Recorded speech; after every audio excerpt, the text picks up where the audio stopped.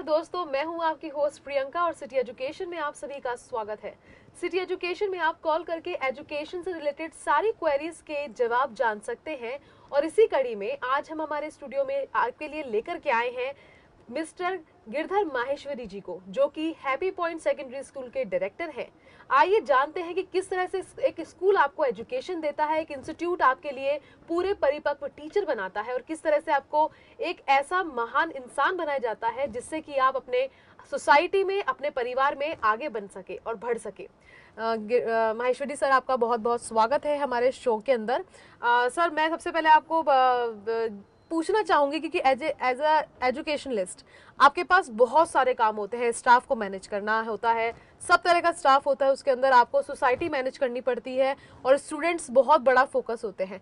तो आप किस तरह से फैकल्टी जो होती है उनको और स्टूडेंट को मैनेज करते हैं, क्योंकि सबकी अपनी अपनी क्वेरीज होती हैं, तो कैसे मैनेज करते हैं? जी बिल्कुल, ऐसा है कि फैकल्टी और स्टूडेंट्स के बीच में सबसे पहली चीज़ तो आती है कि स्टूडेंट्स और फैकल्टी के बीच में प्रॉपर कोऑर्डिनेशन होना चाहिए।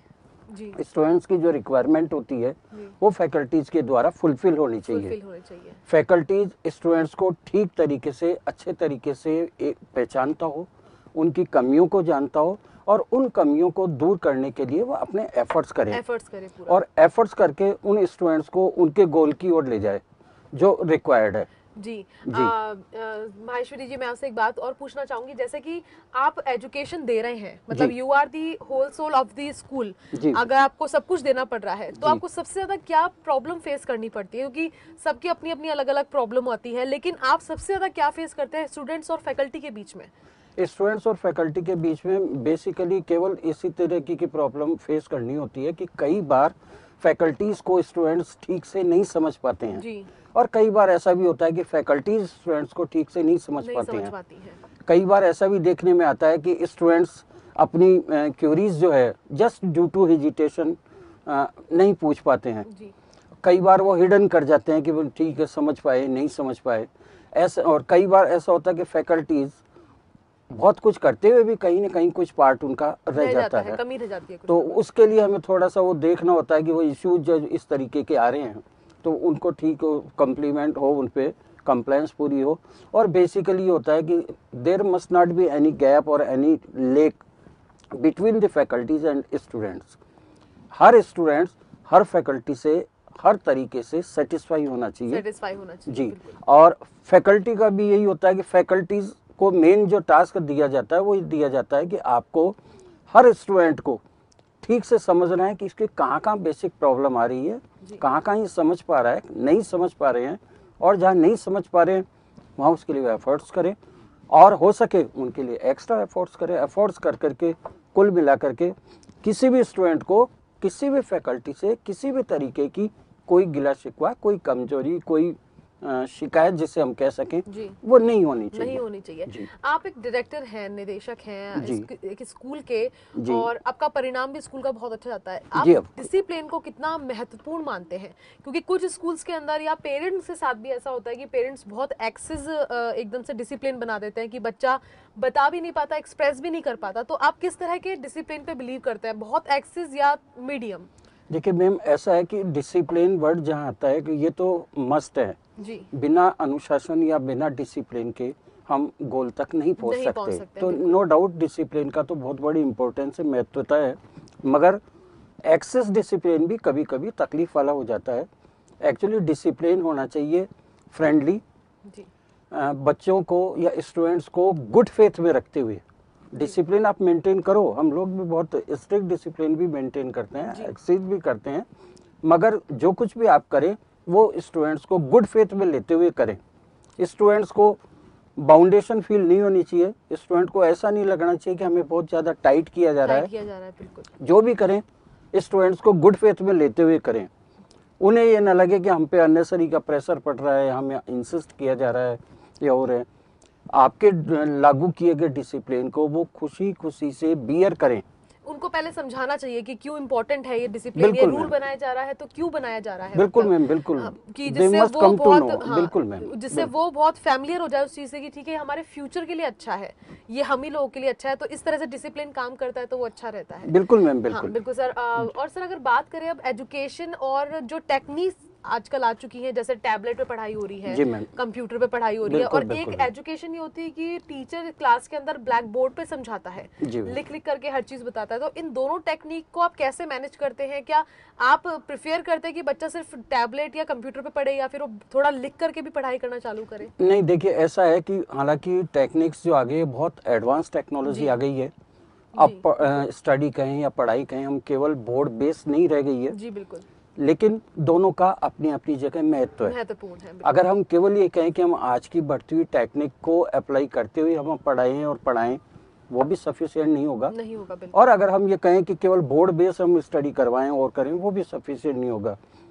कुल मिलाकर के हम ये कह सकते हैं कि बोर्ड बेस्ड स्टडी और टेक्निक को सम्मिलित करते हुए स्टडी दोनों एक दूसरे की पूरक है, एक दूसरे की हेल्पफुल हैं, और दोनों टेक्निक को काम में लेते हुए प्लस बोर्ड बेस, क्योंकि बोर्ड बेस कई तरीके से बहुत महत्वपूर्ण है जी। तो उसको बेस बनाते हुए, आधार बनाते हुए हम टेक्निक्स को काम लें, नो डाउट ग्रेसफुल रिजल्ट्स मिलते हैं, फ्रूटफुल रिजल्ट्स मिलते हैं। माहेश्वरी सर, मैं आपसे पूछना चाहूंगी, मैंने एक सवाल आपसे किया था डिसिप्लिन के बारे में जी। एक उसी से रिलेटेड एक और सवाल मैं आपसे करना चाहूंगी कि जैसे कि आपने देखा है कि एक कोएड स्कूल और एक बॉयज या गर्ल्स स्कूल, इन दोनों में डिसिप्लिन के बहुत अलग अलग अंतर होते हैं। बिल्कुल। तो आपको क्या लगता है कि अगर कोएड स्कूल होता है उसमें एक स्टूडेंट का जो मेंटल लेवल होता है वो ज्यादा हेल्दी होता है, या कि अलग उनको गर्ल्स को गर्ल्स में पढ़ाया जाए और बॉयज को बॉयज में पढ़ाया जाए, तो उनका मेंटल लेवल हेल्दी किस माहौल में हो सकता है? नहीं मैम, देखिए ऐसा है कि इस बारे में तो मैं आपको बताऊं कि मेरा भी एजुकेशन लाइन का लगभग 33 साल का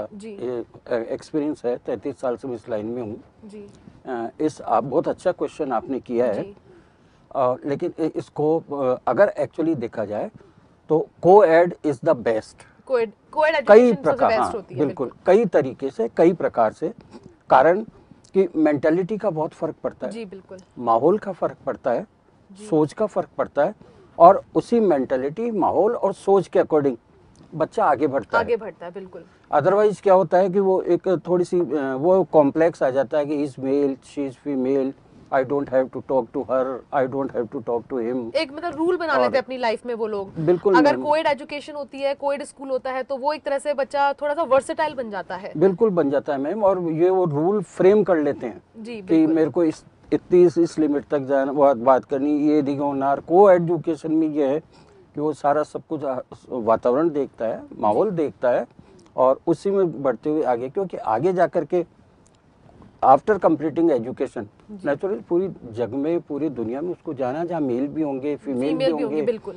तो उस समय उसको ये पता होता है कि मुझे किस तरीके से, किसके साथ किस तरीके से पेश आना है, किस तरीके से मुझे उनके साथ वर्कआउट करना है। बिल्कुल, वर्कआउट करना, बात करनी है जी मैम। मैं हमारे व्यूअर्स को भी यही बताना चाहूंगी, जो पेरेंट्स अपने बच्चे को स्कूल में डाल रहे हैं या स्कूल चेंज करवाने की सोच रहे हैं, तो coed education is also very good. आप उनको उसमें भी डाल सकते हैं क्योंकि उससे बच्चे में वर्सेटाइल क्वालिटीज आती हैं। माहेश्वरी सर, बात आगे बढ़ाते हैं और बात करते हैं, अब जैसे आपने बताया कि कैसे किस तरह से एजुकेशन हम देते हैं। अब आप बात करें काउंसलिंग, आजकल हर एरिया में काउंसलिंग का बहुत अच्छा और अलग महत्व है। तो काउंसलिंग, स्कूल के लिए बच्चों को काउंसलिंग देना किस हद तक सही है? क्योंकि कई बार ऐसा होता है कि बच्चे का फोकस तो होता है, लेकिन काउंसलिंग के बाद वो फोकस किसी और दिशा में चला जाता है कि नहीं, हम पहले साइंस ले रहे थे, नहीं अब हमें शायद कॉमर्स लेना चाहिए। तो काउंसलिंग कितनी इंपॉर्टेंट है? बिल्कुल ठीक कहा आपने, और ये भी आप बहुत इम्पोर्टेंट और महत्वपूर्ण है किसी भी छात्र के लिए, उसके छात्र जीवन में।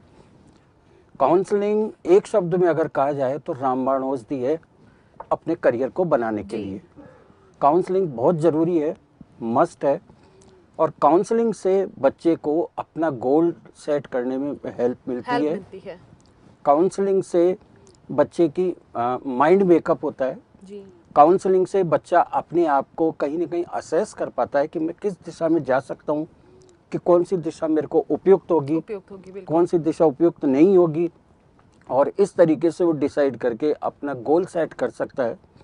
काउंसलिंग से उसको जिस दिशा में वो जा रहा है, फायदे नुकसान सारा सब कुछ वो उसको जानकारी हो जाती है, क्योंकि जब काउंसलिंग की जाती है तो उसको बताया जाता है कि देखो बेटा, ये तो आपकी योग्यता है जी। और इस योग्यता को आधार में ध्यान में रखते हुए आपको इस दिशा में आगे बढ़ना है। कई बार हमने देखा है, प्रैक्टिकली देखा है, कि गार्जियन की एक मेंटालिटी होती है, सेट मेंटालिटी होती है, मेरे बेटे को डॉक्टर बनाना है, बिल्कुल, मेरी बिटिया को इंजीनियर बनाना है, या मेरे बेटे को चार्टर्ड बनाना है। जबकि उनका इंटरेस्ट डिफरेंट साइड होता है बच्चे का, उसकी नॉलेज, उसकी कैपेबिलिटी, एबिलिटी वो सारी डिफरेंट जाती है। काउंसलिंग के टाइम ये सारा सब कुछ सेट हो जाता है, उस तरीके से बच्चे को असेस करके उसी के अकॉर्डिंग काउंसलिंग की जाती है और काउंसलिंग के आधार पे बच्चा अपना गोल सेट कर लेता है। जी। अब बात करें काउंसलिंग स्टूडेंट्स की, अगर काउंसलिंग के साथ पेरेंट्स के साथ भी की जाए तो क्या वो एक सही कदम रहेगा उस दिशा की ओर? बहुत अच्छा रहेगा मैम, बहुत अच्छा रहेगा और की भी जानी चाहिए। आपने भी बताया कि एक ये वैसे भी एक अपने सोसाइटी का एक ढर्रा बना हुआ है कि बच्चा डॉक्टर बनेगा या इंजीनियर बनेगा या चार्टेड अकाउंटेंट बनेगा। उसके अलावा अगर बच्चा कहीं जाना चाहता है तो उसको एकदम से डिमोटिवेट कर देते हैं। तो क्या पेरेंट्स की काउंसलिंग वाकई जरूरी है? मतलब ठीक कह रहे हैं आप मैम, बिल्कुल बहुत जरूरी है। अगर बच्चे को वास्तव में हमें कहीं कोई आगे करियर, उसका बहुत अच्छा करियर बनाना है तो काउंसलिंग स्टूडेंट की तो हम करते ही करते हैं जी। बिसाइड दिस हमें उनके पेरेंट्स की भी काउंसलिंग की जानी चाहिए। पेरेंट्स को बताना चाहिए कि आपके बच्चे की एबिलिटी आज के ये है और उस एबिलिटी को, उस इंटरेस्ट को, जो बच्चे में इंटरेस्ट है, क्योंकि सभी स्टूडेंट्स में एक सा इंटरेस्ट नहीं होता है बिल्कुल। किसी का मैथ साइड में इंटरेस्ट होता है, किसी का बायो में इंटरेस्ट होता है, किसी का कॉमर्स स्ट्रीम से इंटरेस्ट होता है जी, किसी का टेक्निक साइड से होता है। तो उनके इंटरेस्ट को देखते हुए, उनकी एबिलिटी को देखते हुए और उनका जो उस समय का नॉलेज लेवल है उसको देखते हुए वो उनको काउंसलिंग की जाती है। लेकिन कई बार क्या होता है कि पेरेंट्स से अगर हम काउंसलिंग करते हैं तो उसमें सबसे बड़ा फायदा निकल करके ये आता है कि पेरेंट्स की एक मेंटालिटी सेट होती है कईयों की कि मुझे मेरे बेटे को ये बनाना है बिल्कुल। लेकिन वो बच्चा वहाँ कहीं डिजर्व ही नहीं कर रहा, कहीं उसकी एबिलिटी नहीं है, तो अननेसेसरी हम वो उसको गलत डायरेक्शन दे रहे हैं जी, बिल्कुल। पेरेंट्स की मेंटालिटी के अकॉर्डिंग वो गलत डायरेक्शन जा करके बाद में फिर तकलीफ देता है। कई बार आपने देखा होगा कि स्टूडेंट अपनी स्टडी के बाद कॉम्पिटिटिव एग्जाम देते हैं, कोई ये पीएमटी वगैरह दे रहे हैं, कोई पीईटी वगैरह दे रहे हैं उस तरह, और कुल मिलाकर के वो सक्सेस नहीं होते। उनके पीछे के कारण यही है कि उनकी वो एबिलिटी ही नहीं है। पेरेंट्स के फोर्स करने पे उन्होंने वो काम किया, उनकी एबिलिटी कुछ और थी, शायद वो कुछ और कर सकते। बिल्कुल मैम, बिल्कुल। तो पेरेंट्स की काउंसलिंग भी उतनी ही जरूरी है जितना कि एक बच्चे की को अपने करियर में कुछ भी स्टार्ट करने से पहले काउंसलिंग की जरूरत पड़ती है। बिल्कुल बिल्कुल। मैं एक आपसे बात और जानना चाहूंगी कि अगर अपन बात करें ट्यूशन की और स्कूल स्टडीज की, तो ट्यूशन स्टडी कितनी इंपॉर्टेंट है और स्कूल स्टडी कितनी इंपॉर्टेंट है? क्योंकि ट्यूशन में देखा जाता है जैसे कि आजकल 4-4 घंटे के ट्यूशंस होते हैं। बिल्कुल। तो बच्चे के पास एक तरह से तो और कोई टाइम बचता ही नहीं है। वो स्कूल से आता है दोपहर 2 बजे, 2 से 4 तक वो घर रहता है और 4 से 8 बजे तक वो फिर स्कूल ट्यूशन चला जाता है। तो उसके पास खुद के लिए टाइम नहीं है। तो किस तरह से बच्चा इस चीज को मैनेज करे? देखिए मैम, ऐसा है कि ट्यूशन की तो बात अगर देखी जाए, हमारा ऐसा मानना है स्कूल स्टडी अपनी जगह है, ट्यूशन अपनी जगह है जी। स्कूल स्टडी करने के दौरान अगर स्टूडेंट में कहीं कोई उस सब्जेक्ट से रिलेटेड कोई कमजोरी रह गई, कोई वीकनेस रह गई, या कोई नहीं मुझको पूरा समझ में आ रहा है और उसको दूर करने के लिए वो ट्यूशन ज्वाइन करता है जी। अगर स्कूल से ही वो कंप्लीट अपना इंटायर कवर कर लेते हैं जी, तो उसे शायद ट्यूशन की जरूरत नहीं पड़ेगी। बिल्कुल। लेकिन अगर कई बार ऐसा होता है, देखने में आता है कि ठीक है स्कूल का एक सर्टेन टाइम का पीरियड होता है जी, उस पीरियड के दौरान कुछ स्टूडेंट्स क्लियर होते हैं, कुछ नहीं होते हैं, कुछ की वीकनेस होती है, कुछ को हिचकिचाहट की वजह से नहीं पूछ पाते हैं जी। तो अपनी सारी वीकनेस को दूर करने के लिए वो ट्यूशन ज्वाइन करते हैं। और ट्यूशन में ये है कि वो जितना अलग से उनको टाइम डिवोट करना होता है जी, बिल्कुल। बेटर तो ये हो सबसे वेल कि अगर अपने इस टाइम को ट्यूशन में जो टाइम डिवोट कर रहे हैं 3 घंटे 4 घंटे 2 घंटे, उनको अगर वो उन्हें बचाना, सबसे पहले तो बच्चों को, स्टूडेंट जो हैं उनको अपने स्कूल के दौरान कंसंट्रेट करना चाहिए। बिल्कुल बिल्कुल। पहली कोशिश ये करे कि वो उनके जो भी सब्जेक्ट फैकल्टीज हैं उनसे अपनी प्रॉब्लम्स को सोल्व आउट करें जी। उसके बाद जाकर के अगर नहीं उनसे लगता है कि नहीं ट्यूशन तो वो ट्यूशन ज्वाइन करे। इस तरीके से क्या वो अपना टाइम सेव कर सकते हैं, टाइम बचा सकते हैं जी। गिरधर जी, क्या है अभी अभी छोटे से ब्रेक का वक्त हो चला है। दोस्तों, हम छोटे से ब्रेक के बाद वापस आते हैं और ट्यूशन और स्कूल स्टडी में कितना अंतर है और कितना जरूरी है, इसी सवाल को आगे बढ़ाएंगे। जब तक थोड़ा सा छोटा सा ब्रेक लेते हैं।